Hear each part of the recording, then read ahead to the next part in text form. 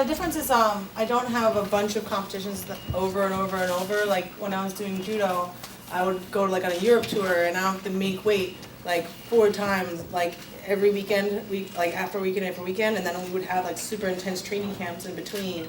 And so it was really hard to maintain that level of competition while training as hard as you can and making weight over and over. And also it was usually a bunch of athletes like vying for the attention of one coach who a lot of times wouldn't even travel with us. We were on our own a lot.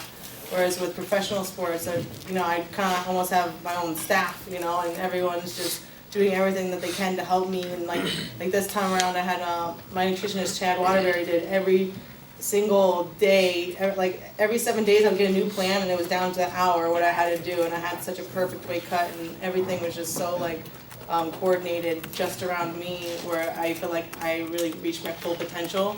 Whereas in Olympic judo, I feel like I couldn't really, perform in the same way. No, I didn't feel like I really had it on the first one. The second one, I knew for sure I could get it, and that's why I, abandoned such a dominant position. The first one, it just kind of, I don't know, I just kind of fell into it. It wasn't, I didn't really feel that secure. I knew I was going to lose that one.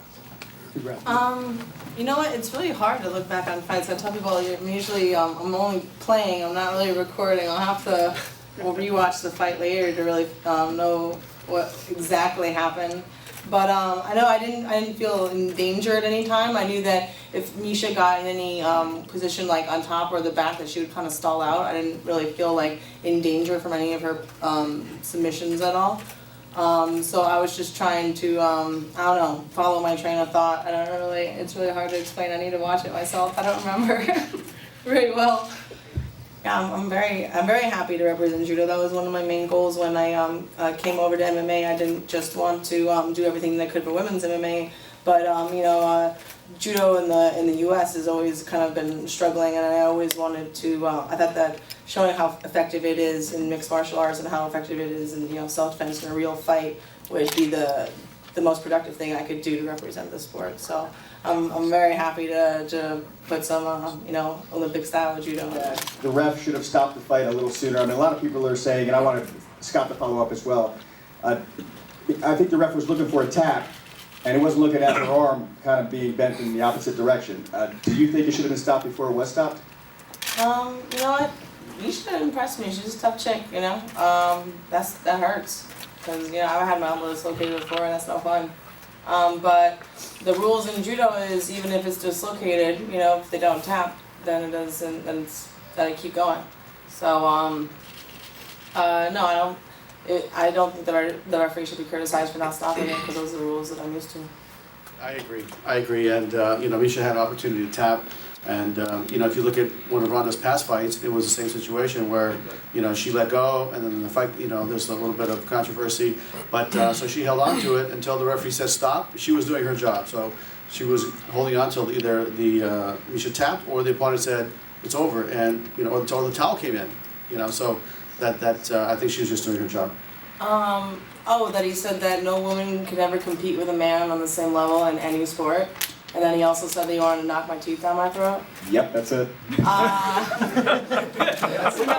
because him and Miesha were up all night tweeting and trying to defend themselves, and it was all over the front of MMA.TV. And then me and my friend and my mom were just sitting there laughing that they're stressed out and tweeting and doing all this stuff all night, and we're eating trail mix and watching The Fifth Element. They were chilling out. So I thought it was really cool that they were stressed out all night and we were just chilling. So, and the thing about Twitter is people don't realize that it's not just chatter, you're constantly releasing written statements that even if you delete it right away, it's out there, so people gotta think a little bit more before they say something sexist like that. Cause I was like, dude, you ever heard of Billie Jean King? I mean, who says that? Sorry, that's my comment. Tweet it. It feels great. It's a completely unique experience from anything I accomplished in judo. And I really feel like being the best in the world is something I felt like I fell short a little bit in judo both times. And, being number one and being the best was, what my dad always told me that I was destined to be. And so I felt like, a lot of I don't know, my mind was a lot more with my father than with any of those other accomplishments before.